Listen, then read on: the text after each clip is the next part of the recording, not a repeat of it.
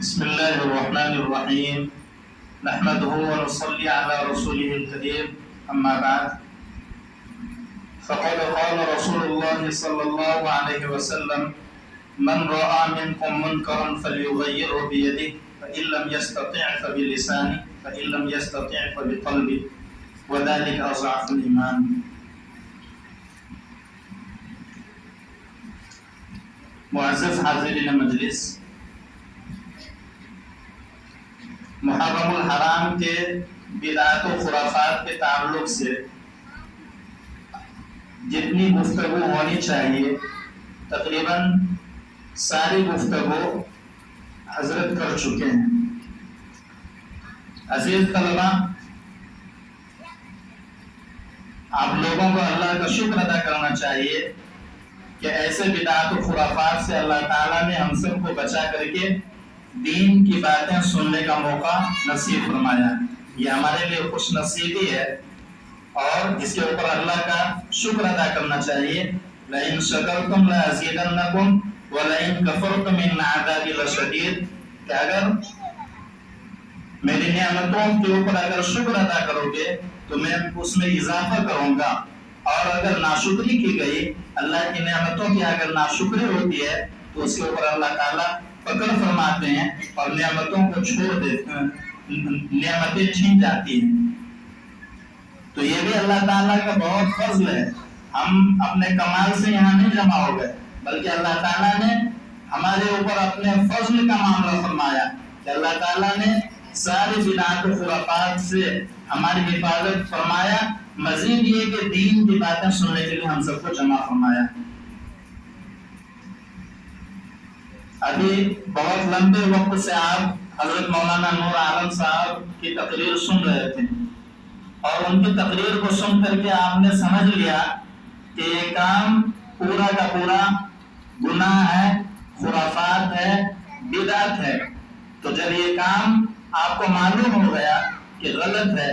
تو اس سے ہمیں بچنا چاہیے، اور اس سے بچنے کے لیے کیا لائحہ عمل ہونا چاہیے وہ ہمیں اختیار کرنا چاہیے.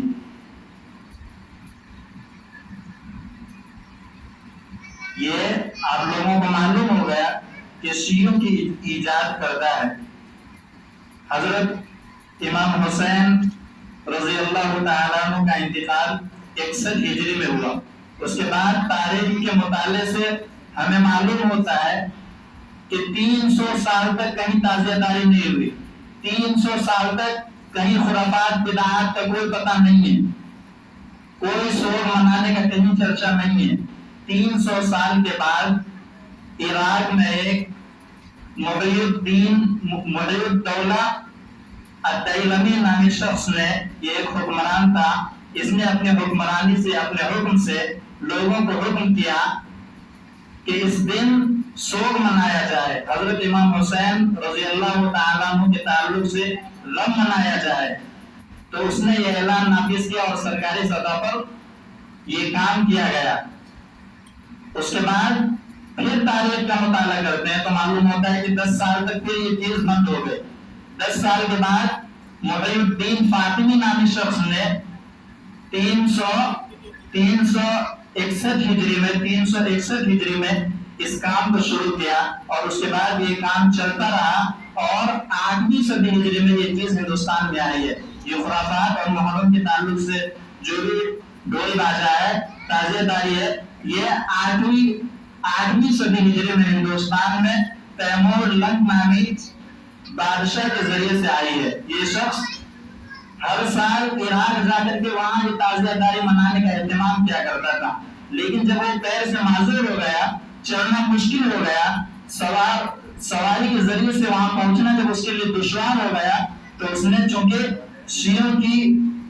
حکمرانی کی، اس وقت شیعہ کی تعداد زیادہ تھی ہندوستان میں، اس لیے اس نے حکم نافذ کیا کہ یہ کام جس طریقے سے عراق میں منایا جاتا ہے، کوفہ میں منایا جاتا ہے، یہ کام یہاں بھی منایا جائے. ہندوستان میں بھی اس کو سرکاری سطح پر نافذ کیا گیا، لیکن اس میں ابتداءً صرف 8ویں صدی ہجری میں جب اس کام کو ایجاد کیا گیا تو اس وقت صرف شیعہ لوگوں نے اس میں شرکت کی. धीरे धीरे ये चीज, चूंकि गुनाह का जो काम होता है उसको शैतान मुज़य्यन करके और अच्छा अमल समझा करके हमारे सामने पेश करता है, इसलिए धीरे धीरे हम लोगों की भी उसमें शिरकत हो गई और धीरे धीरे ये चीज यहाँ तक आई। इब्तिदान कम इल्मी की वजह से लोग इसके ऊपर अमल करते थे, लेकिन आज हमारे पास इल्म है, आज हमने समझ लिया इसको कि ये बिदअत है, खुराफात है, गुनाह है, तो इसको हमें तर्क करना चाहिए, छोड़ना चाहिए। और चूंकि ये काम अल्लाह तबारक व तआला ने दीन की दावत का काम अल्लाह ताला ने हर जमाने में नबियों को दिया है, लेकिन हजरत नबी अकरम सल्लल्लाहु अलैहि वसल्लम के जरिए से नबूवत का दरवाजा बंद कर दिया है। और ये जो नबियों वाला काम है, ये काम उम्मत के सुपुर्द कर दिया है, उम्मत को नबियों वाला काम सौंपा है और ये जिम्मेदारी दी है हर शख्स के ऊपर कि वो दीन के ऊपर अमल करे और उसकी दावत दे। नमाज पढ़ता है तो उसकी ये भी जिम्मेदारी है कि दूसरे को उसकी दावत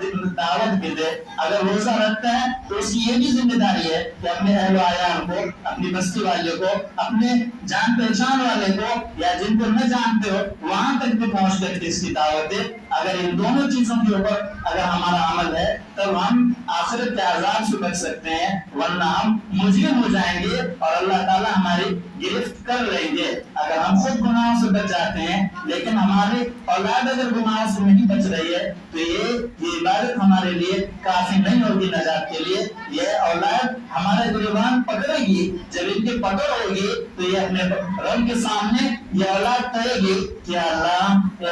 मौला करीम, मेरे वालिदैन को आपने मेरा गार्जियन और मेरा जिम्मेदार बनाया था, इन लोगों ने मुझे नहीं समझाया, गुनाहों के काम से नहीं रोका, इबादत का तरीका हमें नहीं बताया, इसलिए इन सारी चीजों का एहतमाम होना चाहिए। इसलिए ये भी जिम्मेदारी है कि हम गुनाह अगर नहीं कर रहे हैं, अगर खुराफात में हम शरीक नहीं हो रहे हैं तो उससे दूसरों को हम रोकें। अल्लाह ताला ने आप लोगों को कुव्वत दी है कि अगर बस्ती के 10 लोग मिल करके अगर किसी के ताल्लुक से फैसला कर देते हैं तो खानदान में झगड़ा हो, और कुछ लोग अगर बैठ करके फैसला कर दें, जो फैसला कर दें उसके ऊपर उसको अमल करना है और मानने पर न चाह करके भी मजबूर हो सकता है, तो क्या अगर हम लोग पूरी बस्ती के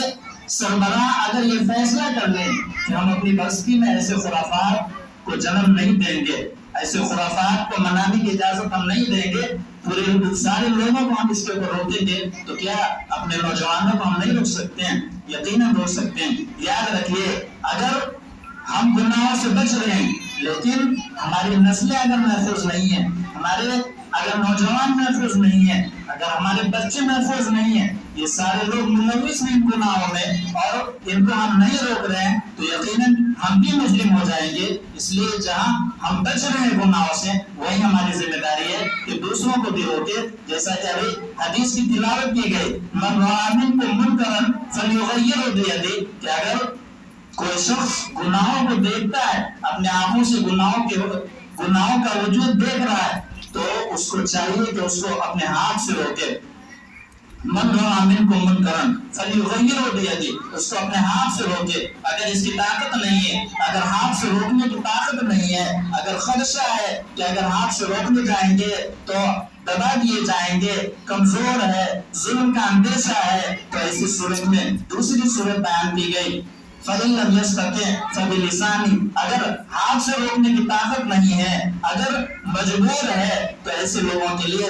नबी अकरम सल्लल्लाहु अलैहि वसल्लम फरमाते हैं कि चाहिए कि ज़बान से कम गुनाह को गुनाह बता दे, गुनाह से अपनी ज़बान के जरिए से ये बता दे कि कौन सा काम अच्छा है और कौन सा काम गलत है। फइल्लम यस्तति फबिक़ल्बी, अगर इसकी भी ताकत नहीं है, ज़बान से बोलने की वजह से भी अगर जुल्म का अंदेशा है, मज़लूमियत का अंदेशा है, तो ऐसी जगहों में चाहिए कि कम से कम अपने दिल में उसको बुरा समझे। अगर दिल में भी उसको बुरा नहीं समझते हैं तो हमारे लिए ईमान का कोई दर्जा नहीं होगा। लिखा ईमान कि दिल में भी बुरा मानना ये ईमान का एक आखिरी दर्जा है। अगर बुराई को हम दिल से बुरा नहीं मानते हैं تو ہمارے ایمان کا کوئی درجہ نہیں ہے پھر،